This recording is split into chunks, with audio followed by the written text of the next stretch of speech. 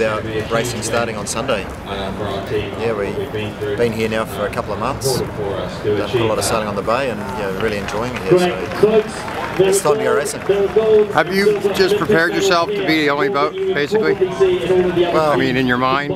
Well, we've been hoping we're going to be racing against a couple of other boats during the round robins, but it's right now it looks like we can waste some time with Luna Rossa when the jury thing gets resolved, and hopefully Artemis will make it out there at some point later in July. Do you feel it's going to hurt your preparation by the fact that you're not going to really I don't want you to denigrate your competition, but you need to be tweaked by September if you end up winning the Louis Vuitton Cup Finals and facing Oracle in September. Do you feel that your efforts are being hurt by the lack of competition right now? Well, the best way to improve is to race against top level competition. Luna Rossa have got a very good team. The more racing we can do against them, the better. So we're hoping that they'll be there. Artemis also has a very good team, but they're going to be very compromised with boat preparation. So I guess whoever emerges out of the Challenger Series, they're not going to be as battle hardened as what they may have been in the past. And so that's something you have to think pretty heavily about if that's where we end up. Do you feel safe on your boat? Absolutely. Yeah, we've never had a moment where we thought we're on the edge. We've always felt in control of our boat and in control of our destiny. And, at some point, the boats do get pretty powered up and things. But I wanted to ask you about a specific day that allegedly happened when you guys were in New Zealand, and there was like a quote tornado on the water. Talk me through just a 2-minute version of that day. What was it? What happened? How did you react? And was it? I mean, just tell me a little bit about that day. Well, we knew it was a pretty strong wind day. It was an onshore, so you get quite decent waves building up off the East Coast bays. We sort of did a big long upwind out to Turi, which is, I don't know how many miles it is, sort of 12, 15 miles off the bays. And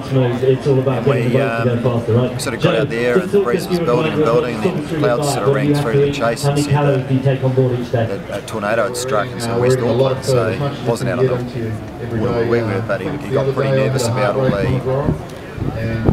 this breeze sort of pumping through, and he's sort of getting, you can tell by the sort of tone in his voice that he was a little nervous about how the conditions were developing, and so by the time was we had to turn around to head back for home, sort of, up into the high 20s, low 30s, and I was thinking, we've got a bit on here, but it was one of the coolest rides back, big waves, plenty of breeze. So by the time you heard about certain conditions that you were already way out there, and you basically had to sail your boat home no matter what. Yeah, well that's the thing, with a wing sail boat, you can't drop the sails, so we either had to tow the boat backwards all the way home, 20 miles backwards, which I don't think anybody for 1 second thought that was going to be the right thing to do. Or we just see it, and it was awesome. We had some massively high speeds, really high average boat speeds all the way back. Because I had heard you would come down off the foils and then decided no, ride it out full like just. No, we just basically fall all the way home. You did. The boat's so much safer when you're foiling. Yeah, so much safer when you're foiling. You're going fast, your parents further forward, so the chances of doing a nosedive just reduced dramatically. Less displacement. So right now, are we seeing the third wing, or pardon me, Warren, are we seeing, was the third wing introduced here in San Francisco? Third wing.